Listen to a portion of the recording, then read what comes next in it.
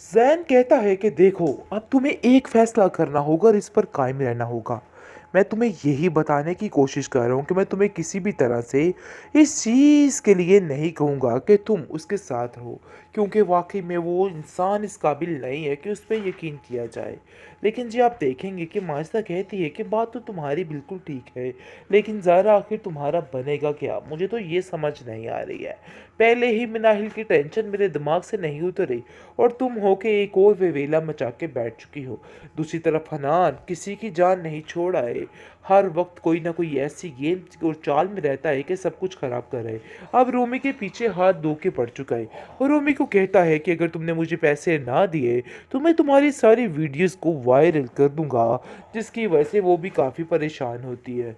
आप देखेंगे कि हनान की माँ कहती है कि बेटा तुम फिक्र मत करो, ये सब कुछ क्या हो रहा है मैं इसको हैंडल कर लूँगी और मुझे पता है कि इन सब चीज़ों को कैसे हैंडल करना है।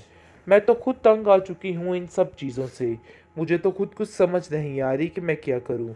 हनान को वो काफ़ी तसल्ली देती है और कहती है कि तुम्हें बस उन लोगों को सँभालना है और ज़ारा को इस घर से दूर रखना है। फिर मेरे मामलात देखना कि मैं किस तरीके से हर चीज़ को हल करने की कोशिश करती। बल्कि यकीन रखो, मैंने भाई बड़े-बड़े मसले सुलझाए हुए हैं। मेरे सामने ये मसला तो कुछ भी नहीं है। तो इसलिए तुम्हें अब परेशान होने की कोई भी ज़रूरत नहीं है। माजिदा बार-बार अपना रोना रो रही है और कहती है कि मिनाहिल ने मेरे साथ बहुत बड़ी ज़्यादती कर दी। मुझे किसी तरह का भी नहीं छोड़ा है। मुझे तो समझ नहीं आ रही कि आखिर मिनाहिल ऐसा कर कैसे सकती है। इन सब चीज़ों का उसको अंदाज़ा नहीं था कि किस कदर ज़िल्लत होती मेरी। लेकिन जो ज़िल्लत उसकी ज़ारा की वजह से हुई है, वो तो उसको ज़हन पे सवार ही नहीं कर रही, बल्कि उस बात को तो इग्नोर करने की कोशिश कर रही है और कहती है कि ऐसा कुछ नहीं हुआ। यानी कि जो कुछ भी है वो साइड सिर्फ़ और सिर्फ़ अपनी बेटी की लेती है। आप देखेंगे कि रोमी कहती है ज़ारा को कि मैं काफ़ी परेशान हूँ। तुम्हें हनान से मेरी मदद करनी होगी। हनान के पास मेरी कुछ तस्वीर है, वो मुझे बार-बार इस तरीके से ब्लैकमेल करने की कोशिश कर रहे, जिस पर माजिदा साफ-साफ मना कर देती है और कहती है कि देखो ज़ारा, तुम किसी भी तरह से उनके मामले में नहीं पड़ोगी। लेकिन ज़ारा कहती है कि मेरी मदद रूमी ने बड़ी ही अच्छे अंदाज में की है। अगर वो आज मेरा साथ ना देती तो आज मामला रफ़ा-दफ़ा ना होता और मुझे किसी भी बात की असलियत का पता ना चलता। आप देखेंगे कि वो माजिदा से कहती है कि आप फ़िक्र मत करें, मैं ऐसा कुछ नहीं करूँगी, लेकिन कुछ ना कुछ तो ऐसा करूँगी जिससे रूमी की मदद हो सके, क्योंकि वो जानती है कि मामले को किस तरह निपटाना है। दूसरी तरफ वलीद की सारी बातों की समझ नरगिस को आ चुकी है और नरगिस कहती है कि मैं अपने बेटे की खुशी की खातिर कुछ भी कर सकती हूँ। ये सारे मामला जो है बहुत ज़्यादा पेचीदा हो चुके हैं और ये सारी टेंशनें मुझे कुछ समझ नहीं आ रही हैं। आप देखेंगे कि वलीद इस कदर परेशान है और वो कहता है कि बस फ़िक्र करने की कोई बात नहीं, आप लोग जैसा-जैसा कहेंगे वैसा ही होगा, परेशान होने की कोई भी ज़रूरत नहीं है।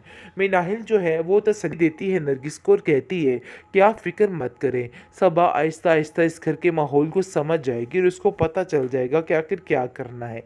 आपको उसकी वजह से परेशान होने की कोई ज़रूरत नहीं है। वलीद जो है वो कहता है कि आखिर तुम किस तरीके से ये सारी चीज़ों को हैंडल कर सकती हो? आखिर ये सब कुछ क्या हो सकता है?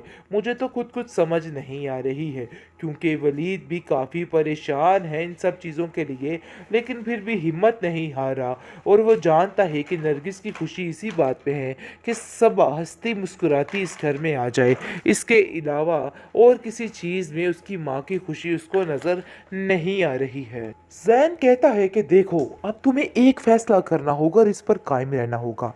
मैं तुम्हें यही बताने की कोशिश कर रहा हूँ कि मैं तुम्हें किसी भी तरह से इस चीज़ के लिए नहीं कहूँगा कि तुम उसके साथ रहो, क्योंकि वाक़ई में वो इंसान इस काबिल नहीं है कि उस पे यकीन किया जाए।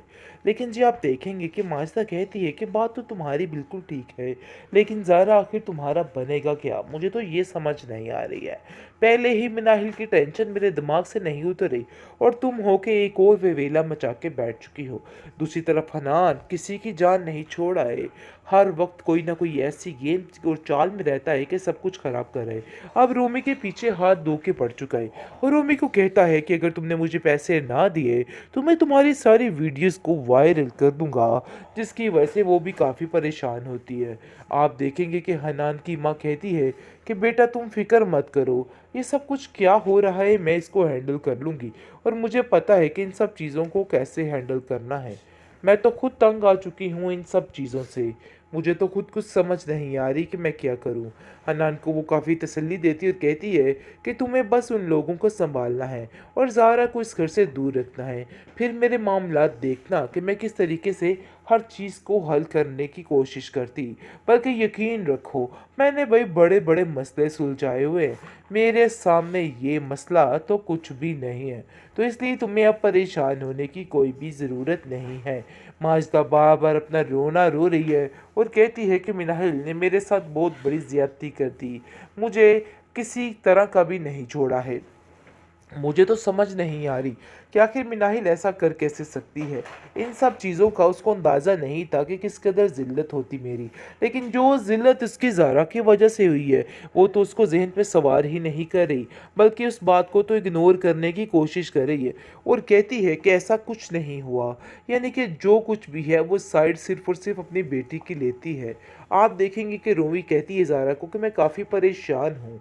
तुम्हें हनान से मेरी मदद करनी होगी। हनान के पास मेरी कुछ तस्वीर है, वो मुझे बार बार इस तरीके से ब्लैकमेल करने की कोशिश कर रहे, जिस पर माजिदा साफ साफ मना कर देती और कहती है कि देखो ज़ारा, तुम किसी भी तरह से उनके मामले में नहीं पड़ोगी। लेकिन ज़ारा कहती है कि मेरी मदद रुमी ने बड़ी ही अच्छे अंदाज में की है। अगर वो आज मेरा साथ ना देती तो आज मामला रफा दफा ना होता और मुझे किसी भी बात की असलियत का पता ना चलता। आप देखेंगे कि वो माजिदा से कहती है कि आप फ़िक्र मत करें, मैं ऐसा कुछ नहीं करूँगी, लेकिन कुछ ना कुछ तो ऐसा करूँगी जिससे रूमी की मदद हो सके, क्योंकि वो जानती है कि मामले को किस तरह निपटाना है। दूसरी तरफ वलीद की सारी बातों की समझ नरगिस को आ चुकी है और नरगिस कहती है कि मैं अपने बेटे की खुशी की खातिर कुछ भी कर सकती हूँ।